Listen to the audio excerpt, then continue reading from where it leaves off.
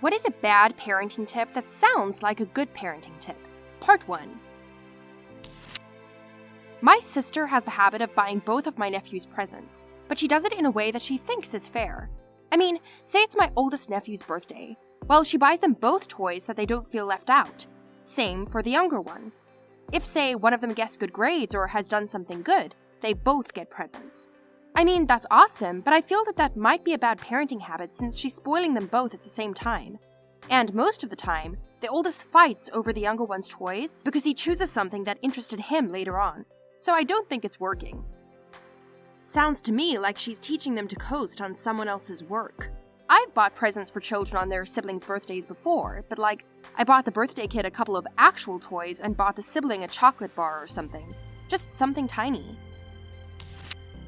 Keep your kids super clean and away from potential allergens.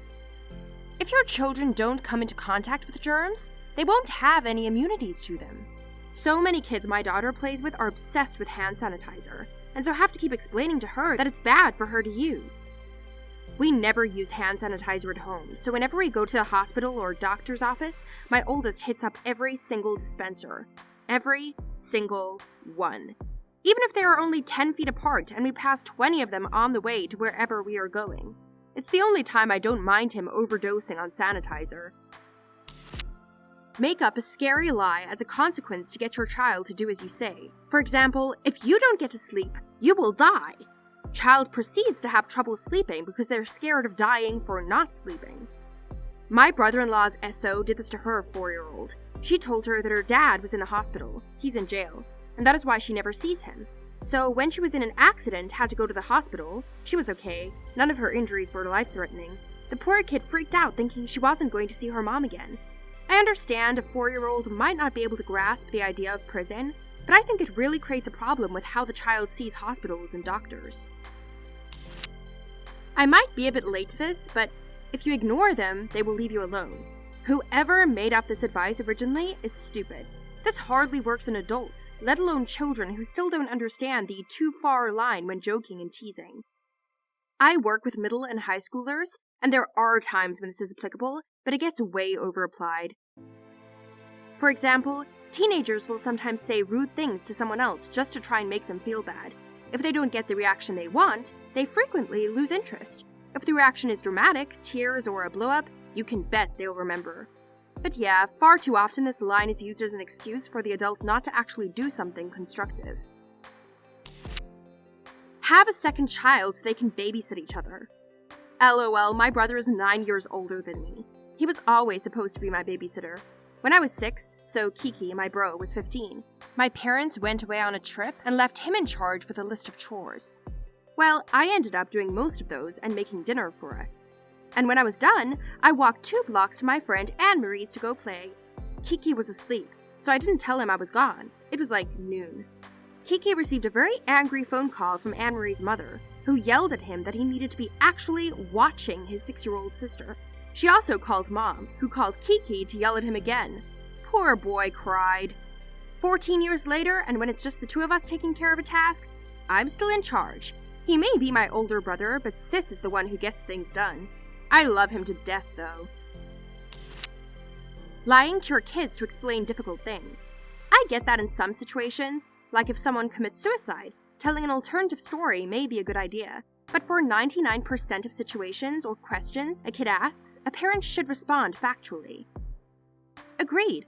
I'd have appreciated an honest response so many times during my childhood over the lies I was told instead. They told me my dog had passed away overnight at the vet, from a spinal injury which I was aware of.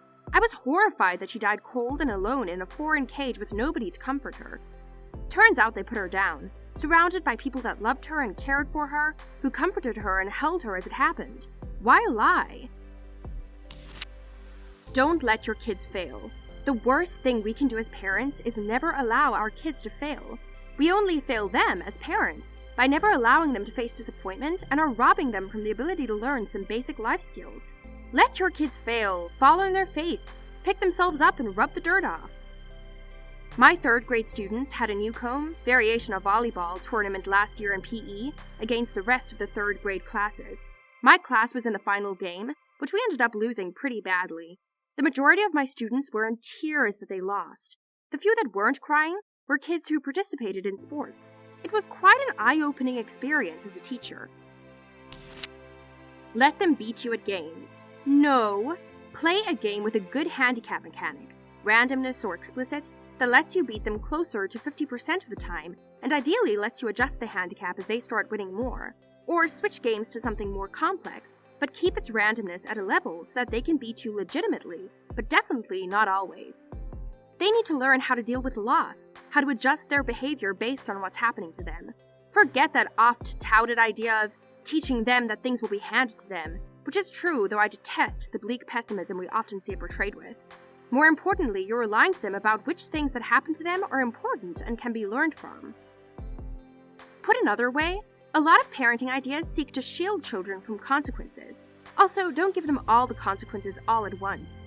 Let them face consequences, but at a level appropriate to where they are in life and ever increasing in severity, with spikes and lulls in relative difficulty for them to handle.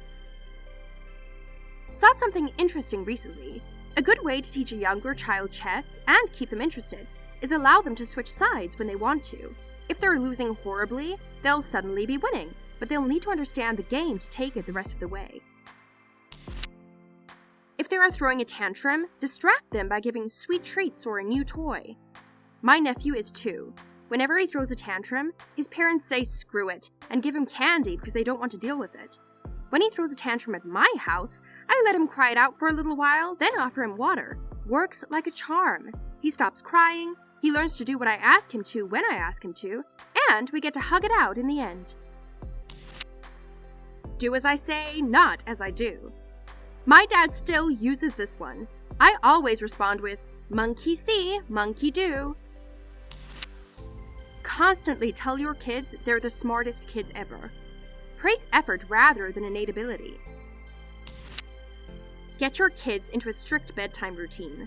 This is great for the very early years, but once you start incorporating stories and such, you have to mix things up a bit, or you'll get stuck in a situation where you can't shortcut anything or your kids won't be settled. Have to make them adaptable. So true. My sister's kids have a crazy, intricate bedtime routine, and if I forget or don't know about one aspect of it, the kids freak out and I no longer trust it. Madness. Yep, that's a rookie parenting mistake. Now, they lose the ability to get babysitters or have grandparents watch the kids when stuff comes up. General cleanliness will continue longer than it should. Your child can never do wrong. Something else must be the problem. This is very true, but so is its inversion. Some parents never trust their kid telling them something is wrong. From something as minor as an unfair teacher to as severe as being uncomfortable with someone who turns out to be a molester, a lot of parents just don't trust their kids at all. I feel like this was me, and I honestly have no idea how much of it was just default mistrust and how much of it I actually earned. Either way, when I was 16, I was fired from my awesome summer job over a complete misunderstanding. Manager offered me my job back later. Bunch of people quit over it anyway. I cried after it happened, and luckily a bunch of my coworkers sat me down to talk it out. My dad, on the other hand, didn't so much as let me speak up in my own defense when he came to pick me up. He just assumed I was a horrible employee, and we drove home in one of the most tensely silent car rides of my life. Let your toddler play with your phone to calm them down. My 2-year-old niece was playing with my brother's phone and ended up on Instagram liking dudes' pics. Give them treats and rewards every time they do a chore or something around the house. Your reward is getting to live here, the clothes on your back, and the toys you play with. It doesn't matter how miserable and toxic your marriage becomes, you need to stay with your partner to keep the family together. I was 8 and wished my parents would divorce. I agree with this as bad parenting. It was hard for me to break up with others later in life because of the image of love they painted. I felt like I should be trying harder to make it work, or to forgive them for being jerks. You have the right to invade your child's privacy because it's for their own good.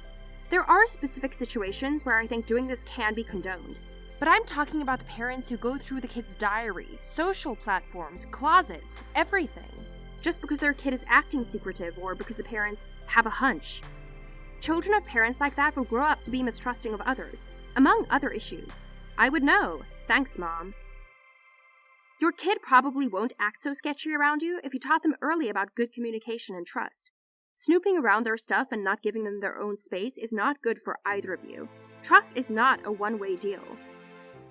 Strict parents raise the best liars. Can confirm. My mother could never understand why I lied so much. 1, because I have a chance of not getting in trouble and therefore not getting hit. 2, because she was unreasonable, and I didn't feel I could trust her to know certain aspects of my life. Surround your baby with lots of pillows that he's comfortable and won't roll over. Place the baby in a small pool of warm water, like a bathtub, to sleep in. This mimics the baby's natural environment, the amniotic sac, with the warm water acting as a replacement for amniotic fluids. Stalk your child on social media to make sure they are safe.